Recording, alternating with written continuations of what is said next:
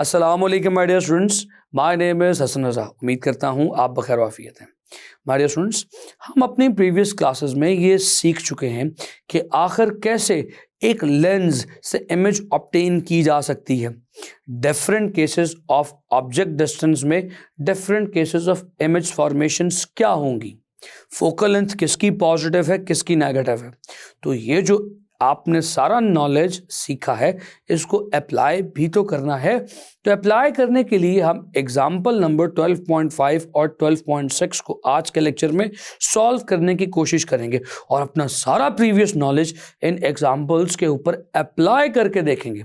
तो my dear students, चलिए in example को सॉल्व करने के लिए चलते हैं लाइट बोर्ड की तरफ। तो चलिए स्टूडेंट्स, इस चैप्टर की अब अगली एग्जाम्पल्स की तरफ बढ़ते हैं। एग्जाम्पल नंबर 12.5, क्योंकि अब आप बेसिक कॉन्सेप्ट्स तमाम सीख चुके हैं।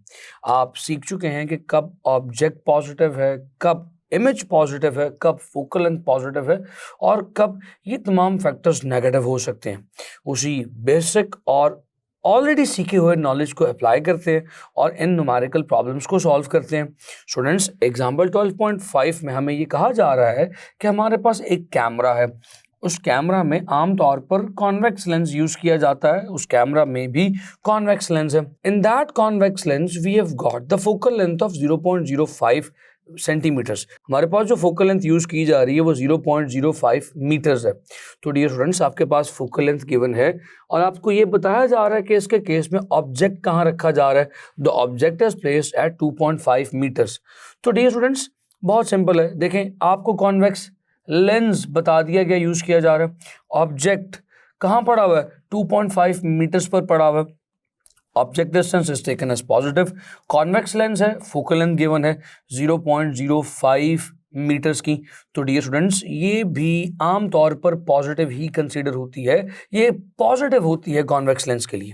आपको कहा जा रहा है कि क्यू की वैल्यू को फाइंड आउट करें। क्यू क्या है जी? Image distance. आपको ये फाइंड आउट करना है कि इमेज कहाँ फॉर्म होगी। So dear students, what we are going to do, हम यूज करने वाले हैं वो सिंपल सा lens formula. Lens formula says that 1/f is equals to 1/p plus 1/q। My dear students, तमाम चीजें आपके पास इस फॉर्मूला से रिलेटेड मौजूद है। आपको सिर्फ वैल्यूज पुट करके q को, इमेज डिस्टेंस को फाइंड आउट करना है। Let's do it. चलिए करते हैं। हम ये बात लिख सकते हैं कि 1/q इज इक्वल्स टू, ये 1/p इस तरफ पॉजिटिव है तो इस तरफ ले जाते हैं, ये हो जाएगा 1/f माइनस 1/p। तो डियर स्टूडेंट्स, सिंपल सा फॉर्मूला मैंने अपनी मर्जी के लिहाज से, अपनी रिक्वायरमेंट के लिहाज से ऑल्टर कर दिया।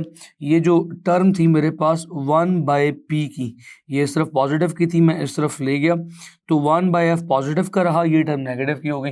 1/f पॉजिटिव का रहा, ये वाली टर्म नेगेटिव की होगी। So dear students, now you have got the simplified form of this formula. आपको और कुछ नहीं करना, सिर्फ वैल्यूज पुट करनी है। तो वैल्यूज पुट करते हैं। 1/q हमें चाहिए, 1/f is 0.05 minus 1/p is 2.5। तो डियर स्टूडेंट्स, अगर हम इसे एलसीएम लेकर सॉल्व करें तो वैल्यू तकरीबन हमारे पास 19.6 सेंटीमीटर इनवर्स आती है। सो हमारे पास ये वैल्यू सेंटीमीटर इनवर्स में इसलिए आ रही क्योंकि ये 1/q है। तो डियर स्टूडेंट्स, ये जो वैल्यू आपके पास है, ये वैल्यू एक फाइनल रिजल्ट नहीं है। आपको इसे फाइनल रिजल्ट में कन्वर्ट करने के लिए इसका रेसिप्रोकल लेना पड़ेगा और अगर आप इसका रेसिप्रोकल लें तो q की वैल्यू बन जाएगी 1/19.6। स्टूडेंट्स, 1/19.6 को सेंटीमीटर में रखा हुआ है। इसे अगर आप फर्दर सॉल्व करें, इस फ्रैक्शन को एक डेसिमल फिगर के अंदर कन्वर्ट करें तो आप जानते हैं आपके पास इमेज डिस्टेंस क्या आएगा। The image distance comes out to be 0.05 metres. मैंने साथ ही इसे मीटर में भी कन्वर्ट कर लिया। सो डियर स्टूडेंट्स, Q की वैल्यू 0.05 मीटर्स आ चुकी है। So here is the important thing. बहुत इंपॉर्टेंट बात यहाँ पर ये है स्टूडेंट्स, ये जो वैल्यू आपके पास आ रही है, ये 0.05 मीटर आ रही है। इसका मतलब क्या है? इसका मतलब ये है कि आपका जो फाइनल इमेज है वो कहाँ बन रहा है? That is on the same distance as that of principal focus. ये उसी फासले पर बन रहा है जिस फासले पर लेंस से हमारा प्रिंसिपल फोकस मौजूद है, यानी जो फोकल लेंथ का फासला है उसी फासले पर बन रहा है। इसका मतलब क्या हुआ? What does it mean students? इसका मतलब ये हुआ, चलिए समझते हैं। हम कहते हैं कि ये हमारा कॉन्वेक्स लेंस है और कॉन्वेक्स लेंस के सेंटर से गुजरती हुई ये प्रिंसिपल एक्सिस। स्टूडेंट्स, हमने ये बात सीखी थी इमेज फॉर्मेशन बाय लेंसेज के केस में। अगर ऑब्जेक्ट बहुत दूर पड़ा हो तो ऑब्जेक्ट से आने वाली लाइट की रेज प्रिंसिपल एक्सिस के पैरेलल होती हैं। सो प्रिंसिपल एक्सिस के पैरेलल आने वाली लाइट की रेज जब इस लेंस में दाखिल होंगी तो क्या होगा डियर स्टूडेंट्स? आप जानते हैं ये लाइट की रेज एक पॉइंट पर मीट करेंगी और उस पॉइंट को प्रिंसिपल फोकस कहेंगे। तो यहाँ पर यही कुछ तो हो रहा है। ये लाइट की रेज क्योंकि इसकी फोकल लेंथ के लिहाज से काफ़ी दूर से आ रही है, focal length is only 0.05 metres, जबकि जो ऑब्जेक्ट है वो 2.5 मीटर्स पर पड़ा हुआ है।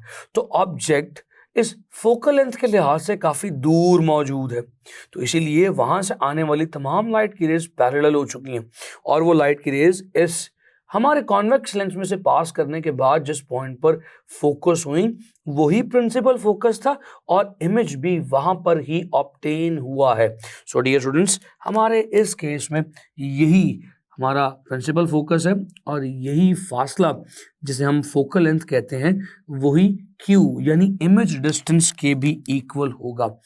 डियर स्टूडेंट्स, अब इस केस में आपको इमेज जो बन रहा है उसकी प्रॉपर्टीज का इल्म होना चाहिए। तो जो इमेज है उसकी क्या प्रॉपर्टीज होंगी? हमारा इमेज कैसा है? तो सबसे बेसिक सवाल, सबसे बुनियादी सवाल जिसका इल्म अब हमें यकीनी बात है बहुत ज़रूरी है इल्म होना चाहिए, सवाल ये है कि ये जो इमेज बन रहा है is it a real image और द वर्चुअल इमेज? सोचिए कि क्या ये रियल है या वर्चुअल है। डियर स्टूडेंट्स, आप जवाब जानते हैं, हम ये कंडीशन कर चुके हैं कि अगर ऑब्जेक्ट बियॉन्ड फोकल लेंथ पड़ा हो तो कॉन्वेक्स लेंस हमेशा रियल इमेज फॉर्म करता है। तो देखते हैं, हमारा ऑब्जेक्ट बियॉन्ड फोकल लेंथ पड़ा हुआ है, फोकल लेंथ सिर्फ 0.05 है और ऑब्जेक्ट है 0.05 से परे। तो क्या ये रियल इमेज की कंडीशन नहीं? यस, ये रियल इमेज की कंडीशन है और इसी बात को हम यहाँ से वेरीफाई भी कर सकते हैं। वेरीफाई करने के लिए हम कहेंगे कि हमारा ऑब्जेक्ट यकीनन यहाँ पर होगा और फोकल लेंथ ये यहाँ पर बहुत छोटी सी कहीं पर मौजूद होगी और इस केस में डियर स्टूडेंट्स ये प्रिंसिपल फोकस के बाहर पड़ा ऑब्जेक्ट जो इमेज फॉर्म कर रहा है वो इस लेंस की ऑपोजिट साइड पर कर रहा है, लेंस की राइट साइड पर कर रहा है। ये जो ऑब्जेक्ट है this is on the left side whereas the image is formed on the right side of the lens. So this is said to be the real image. So हमने ये बात कह दी, हमने पहले ही ये बात यहाँ पर सीख ली, साबित भी कर दी कि the image is real, image is real. Students, image real है। अब अगला सवाल ये है कि ये इमेज कैसा होगा? ये इरेक्ट इमेज होगा या इन्वर्टेड इमेज होगा? इरेक्ट और इन्वर्टेड को आप समझ तो सकते हैं। इरेक्ट का मतलब है कि जिस तरह से ऑब्जेक्ट पड़ा है उसी तरह से सीधा पड़ा या सीधा खड़ा इमेज इरेक्ट इमेज है। और हमारा इन्वर्टेड इमेज क्या होता है? अगर ऑब्जेक्ट इस तरह से सीधा खड़ा है, हेड ऊपर है टेल नीचे है, अगर हमारा इमेज इस तरह से बन रहा हो कि हेड नीचे हो जाए टेल ऊपर हो जाए तो हम कहते हैं ये इन्वर्टेड इमेज है। और आप ये बात भी जानते हैं कि रियल इमेजेस की प्रॉपर्टी ये है कि वो इन्वर्टेड होते हैं। Since our image is the real image तो हमारा इमेज कैसा होगा? इन्वर्टेड होगा, it is never gonna be erect. तो डियर स्टूडेंट्स, हम ये बात यहाँ पर लिख सकते हैं, the image is the inverted image। so लिख देते हैं inverted images form, inverted image बना है। डियर स्टूडेंट्स, ये बात भी आपने सीख ली। नाउ द नेक्स्ट थिंग, ये कैमरा है। कैमरा के केस में जो बनने वाली इमेज है इट शुड बी मैग्नीफाइड, ये असल से बड़ी होगी या ये डिमिनिश्ड होगी, असल से छोटी होगी। माय डियर स्टूडेंट्स, याद रखिएगा हमने cases of the image formation by convex lens बहुत डिटेल से पढ़े हैं। उन केसेस में हमने सिर्फ एक केस ऐसा पढ़ा था कि अगर हमारा ऑब्जेक्ट 2f और f के दरमियान हो उसका इमेज फ़कत उस सूरत में रियल और मैग्नीफाइड होता है। बाकी तमाम केसेस में जो रियल इमेज है या तो असल साइज का होता है या असल से हमेशा छोटा होता है। रिकॉल करें वो कॉन्सेप्ट जिसमें हमने कहा था कि अगर ऑब्जेक्ट 2f पर हो तो इमेज भी 2f पर बनेगा और असल साइज का होगा, सेम साइज का होगा। 2f से परे चले जाएं तो इमेज डिमिनिश्ड हो जाएगा। 2f से beyond image is shorter, or if you come inside the 2f image become magnified। तो 2f is a boundary line। ये वो तमाम बातें हैं, ये वो तमाम छोटे छोटे पॉइंट्स हैं जो हम सीख आए हैं। इन्हीं पॉइंट्स को डियर स्टूडेंट्स कॉन्सेप्ट कहते हैं ना, कॉन्सेप्ट क्लियर करो। तो यही है वो कॉन्सेप्ट जिन्हें आपने क्लियर करना है। तो डियर स्टूडेंट्स क्योंकि object is beyond 2f so its image is going to be the, कौन सा इमेज बनेगा? Yes you are right, diminished, छोटा इमेज बनेगा। सो इसकी जो तीसरी प्रॉपर्टी है हम वो भी लिख देते हैं। स्टूडेंट्स ये तमाम बातें प्लीज बगौर सुनिए और समझते चले जाइए। सो इमेज इज डिमिनिश्ड, सो ये हमारा डिमिनिश्ड इमेज है। सो डियर स्टूडेंट्स ये तो हमारी एग्जाम्पल 12.5 हो चुकी है। अब हम चलेंगे इससे अगली एग्जाम्पल 12.6 की तरफ। ये कॉन्वेक्स लेंस से बिलोंग करती है और ये वाली हमारी एग्जाम्पल कॉनकेव लेंस से बिलोंग करती है। तो कॉनकेव लेंस को भी समझना बहुत ज़्यादा ज़रूरी है हमारे लिए। स्टूडेंट्स हमसे ये कहा जा रहा है कि हमारे पास एक कॉनकेव लेंस है। इस कॉनकेव लेंस की फोकल लेंथ 15 सेंटीमीटर है और हम एक ऐसा इमेज फॉर्म करवाना चाहते हैं जो 10 सेंटीमीटर पे हो। So focal length is 15, image distance is 10 और हमें कहा यह जा रहा है कि ऑब्जेक्ट कहाँ प्लेस किया जाए और मैग्निफिकेशन क्या हो। तो अभी मैग्निफिकेशन की बात नहीं करेंगे, अभी बात करेंगे ऑब्जेक्ट कहाँ हो। यानी इमेज लोकेट करने के लिए जो फॉर्मूला यूज करते हैं उसी फॉर्मूले से ऑब्जेक्ट को लोकेट किया जा सकता है। कैसे? ये देखिए, we will say 1/f is equal to 1/p plus 1/q। इसमें q हमारा इमेज डिस्टेंस है dear students, p object distance है, f इज फोकल लेंथ। तो this is what you have to find out. आपको p ही तो find out करना है। तो डियर स्टूडेंट्स p कैसे फाइंड आउट हो सकता है, चलिए करके देखते हैं। This 1/p is equals to, ये जो हमारी टर्म है इस तरफ 1/q की, ये इस तरफ क्योंकि ऐड हो रही है ये इस तरफ ले जाके सब्ट्रैक्ट की जा सकती है। तो dear students let's do it. हम कर सकते हैं 1/f और ये टर्म इधर आ गई -1/q। तो डियर स्टूडेंट्स हमारे पास हमारा रिक्वायर्ड फॉर्मूला आ चुका है। अब आपने इस रिक्वायर्ड फॉर्मूले में वैल्यूज पुट करते हुए किसी सूरत कोई मिस्टेक नहीं करनी। डियर स्टूडेंट्स आमतौर पर हम जिस गलती का शिकार हो जाते हैं वो गलती है, हम आमतौर पर वैल्यूज दुरुस्त पुट नहीं करते। हम जानते हैं कि हमारा जो कॉनकेव लेंस है, let me show you, it can not focus, ये फोकस नहीं कर सकता। आप जानते हैं ये कॉनकेव लेंस इसके सेंटर से पास करती हुई प्रिंसिपल एक्सिस, अगर तमाम लाइट की रेज इस कॉनकेव लेंस के प्रिंसिपल एक्सिस के पैरेलल भेजी जाए तो ये लाइट की रेज को डाइवर्ज कर देगा, लाइट की रेज को बिखेर देगा। सो क्योंकि ये लाइट की रेज को बिखेर रहा है ये इन्हें कन्वर्ज नहीं कर सकता, फोकस नहीं कर सकता।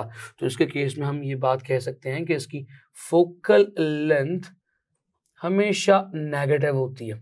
तो dear students the focal length is going to be negative. So अब आपने वैल्यूज पुट करते हुए इन तमाम कन्वेंशंस का बहुत ज़्यादा ध्यान करना है, इन तमाम कन्वेंशंस का बहुत ज़्यादा ख्याल करना है। तो वैल्यूज पुट कीजिए आप। बहुत इंपॉर्टेंट बात, f को नेगेटिव तो पुट करेंगे लेकिन मुझे यकीन है कि एक गलती आप अभी भी कर सकते हैं, वो q की है। स्टूडेंट्स q ये जो इमेज है वो कौन सी बनाता है? ये हमेशा इमेज वर्चुअल बनाता है और वर्चुअल इमेज के लिए my dear students image distance भी हमेशा नेगेटिव लिया जाता है। सो इमेज डिस्टेंस हम इस बात को भी डिस्कस कर चुके हैं, for the virtual image is always taken as negative. चलिए इस बात को यहां पर लिख देते हैं, ये हर बार नहीं सिर्फ वर्चुअल इमेज ही के केस में हो सकता है। So dear students for the case of virtual images the image distances are taken as negative. तो वैल्यूज क्यों ना पुट की जाए और देखा जाए कि आंसर क्या आएगा। Students 1/p we have to calculate as it is आ गया is equal to 1/f। f की जगह मैं वैल्यूज -15 पुट करने लगा हूँ। -1/q की जगह माय डियर स्टूडेंट्स मैं -10 पुट करूंगा। तो चलिए इनको थोड़ा सा ज़रा सिंप्लीफाई करते हैं और देखते हैं क्या फॉर्म बनती है हमारे सामने। हम ये कह सकते हैं ये 1/p इज इक्वल टू -1/15 लिखा जा सकता है। दिस माइनस विल बिकम +1/10 लिखा जा सकता है। सो माय डियर स्टूडेंट्स ये बहुत एक सिंपल सी फ्रैक्शन मेरे पास आ गई, -1/15 + 1/10। So why not taking an LCM and solving this fraction. इस फ्रैक्शन का एलसीएम लेते हैं, उसे सॉल्व करने की कोशिश करते हैं। स्टूडेंट्स ये बहुत सिंपल है, इसका एलसीएम आप जानते हैं 30 आएगा। So let's take an LCM of 30। ये माइनस में है तो 15 2 ज़ा 30 होता है, 2 को मैं ऊपर मल्टीप्लाई कर दूंगा, -2 मेरे पास आ गया। और यहाँ पर डियर स्टूडेंट्स +1 लिखा हुआ है तो 10 3 ज़ा 30 होता है, तो मैं 3 को ऊपर मल्टीप्लाई कर दूंगा +3। तो डियर स्टूडेंट्स मेरे पास क्या इक्वेशन बन गई, -2 + 3 इज 1/30। सो ये 1/30 किसके इक्वल है, 1/p के इक्वल है। स्टूडेंट्स ये तो 1/p के इक्वल है, but do we need 1/p? No we don't, we need p। हमें तो ऑब्जेक्ट डिस्टेंस चाहिए, हमें वैल्यू ऑफ p चाहिए। तो dear students take the reciprocal, आप कर सकते हैं p is equal to 30 centimetre आ जाएगा। So dear students this is the value of p। ये हमारे ऑब्जेक्ट डिस्टेंस की वैल्यू है, यानी ये वो फासला है कि जहां पर अगर हम ऑब्जेक्ट को प्लेस करेंगे हमारा इमेज 10 सेंटीमीटर पर फॉर्म होगा। सो स्टूडेंट्स नाउ आपने इस सवाल का एक हिस्सा सॉल्व कर लिया, लेकिन एक हिस्सा अभी भी बाकी है, वो हिस्सा है मैग्निफिकेशन का। आपने मैग्निफिकेशन अभी भी फाइंड आउट नहीं की। स्टूडेंट्स मैग्निफिकेशन किसके इक्वल होती है, हम मैग्निफिकेशन के बहुत सारे फार्मूलाज देख चुके हैं। सो मैग्निफिकेशन का एक फार्मूला है m is equal to simplest formula dear students image distance यानी q/p। हमारे पास इमेज फॉर्म हो रही है और इमेज इज फॉर्मिंग एट, हमें गिवन में बता दिया जा चुका है 10 सेंटीमीटर। तो हम यहाँ पर 10 सेंटीमीटर पुट कर सकते हैं और p की जगह ऑब्जेक्ट डिस्टेंस जो कि 30 सेंटीमीटर हम पुट कर सकते हैं। Now I am very sure, मुझे यकीन है कि आप ये वंडर कर रहे होंगे कि वाई मैंने यहाँ पे क्यू को नेगेटिव नहीं पुट किया, क्यों। स्टूडेंट्स याद रखिएगा ये जो साइन कन्वेंशन आपने पढ़ी हैं, ये क्यू नेगेटिव कब है, एफ नेगेटिव कब है और पी अगर नेगेटिव है तो कब नेगेटिव है, ये फ़कत इन फार्मूलाज के लिए। मिरर फार्मूलाज में मिरर्स के केस में पुट करते हैं जो आप इस चैप्टर के स्टार्ट वाले सेक्शन में पढ़ चुके हैं, और लेंसेज फार्मूला में लेंसेज के लिए वैल्यूज पुट की जाती हैं अपनी रिस्पेक्टिव साइन कन्वेंशंस के अंदर, सिर्फ फार्मूला के अंदर, लेंस फार्मूला या मिरर फार्मूला के अंदर। इसके अलावा चाहे मैग्निफिकेशन का फार्मूला हो चाहे और कोई फार्मूला हो, we never put sign conventions, सिर्फ और सिर्फ ये लेंसेज और मिरर्स फार्मूला के लिए ख्याल करना है। अब यहाँ पर क्योंकि मैग्निफिकेशन का फार्मूला हमें पुट करने की कोई ज़रूरत नहीं है, तो 10 एज इट इज पुट कर दिए, 30 एज इट इज आ गया। अब अगर आप सॉल्व करें तो ये वैल्यू क्या बनेगी, m is equal to 1/3। Students astonishingly मैं थोड़ा सा यहाँ पर आपको क्लियर करता चलूँ, ये मैग्निफिकेशन 1/3 है, इसका क्या मतलब है। हमने तो ये सुना है कि मैग्निफिकेशन का शायद हमेशा मतलब ये होता है कि अगर कोई चीज़ मैग्नीफाई होगी तो वो असल से बड़ी करके दिखाई देगी। ऐसा बिल्कुल नहीं है। मैग्निफिकेशन सिंपली इसे कहते हैं कि हमारा ऑब्जेक्ट इमेज के मुकाबले में कितना बड़ा या कितना छोटा है। अगर हम ये कहें कि हमारा इमेज ग्रेटर है, ऑब्जेक्ट छोटा है, तो मैग्निफिकेशन की वैल्यू ग्रेटर देन 1 आती है। हम कहते हैं कि इमेज एनलार्ज हो गया है, लेकिन अगर इसके बरअक्स ऐसा हो, ऑब्जेक्ट के मुकाबले में पैदा होने वाली इमेज ऑब्जेक्ट से भी छोटी निकल आए, जिसे डिमिनिश्ड भी कहते हैं, तो इसका मतलब ये नहीं है कि मैग्नीफाई नहीं हो रहा। हम कहेंगे इसमें भी मैग्निफिकेशन है, but magnification is less than 1। So my dear students, remember that whenever the value of magnification is less than 1, जब भी मैग्निफिकेशन की वैल्यू लेस देन 1 आए तो आप फौरन से ये बात समझ जाएं कि इस केस में इमेज फॉर्म हो रही है और इमेज जो फॉर्म हो रही है वो डिमिनिश्ड है, वो हमारे असल साइज ऑफ ऑब्जेक्ट से छोटी है। तो हम ये बात यहाँ पर नोट की सूरत में कह सकते हैं, the image form is smaller. इस फ्रैक्शन को देखते हुए हम कह सकते हैं कितनी स्मॉलर है, 1/3 है। हमारे ऑब्जेक्ट का 1/3 है, इसका मतलब क्या है, 3 टाइम्स छोटी है। सो हम ये कह सकते हैं image form is 1/3 of size of object. Students, मैं उम्मीद करता हूँ ये तमाम बहुत सिंपल से कॉन्सेप्ट्स आपने रिकॉल किए हैं, आपको समझ आया है और आपने इन एग्जाम्पल प्रॉब्लम्स को एंजॉय भी किया है। क्लियर डियर स्टूडेंट्स, मुझे फिर यहाँ पे इजाज़त दें, अपना बेइंतहा ख्याल रखें। हम अगली आने वाली क्लासेस में एप्लीकेशंस ऑफ लेंसेज सीखेंगे। अपना बेइंतहा ख्याल रखें। See you in the next classes. अल्लाह हाफ़िज़।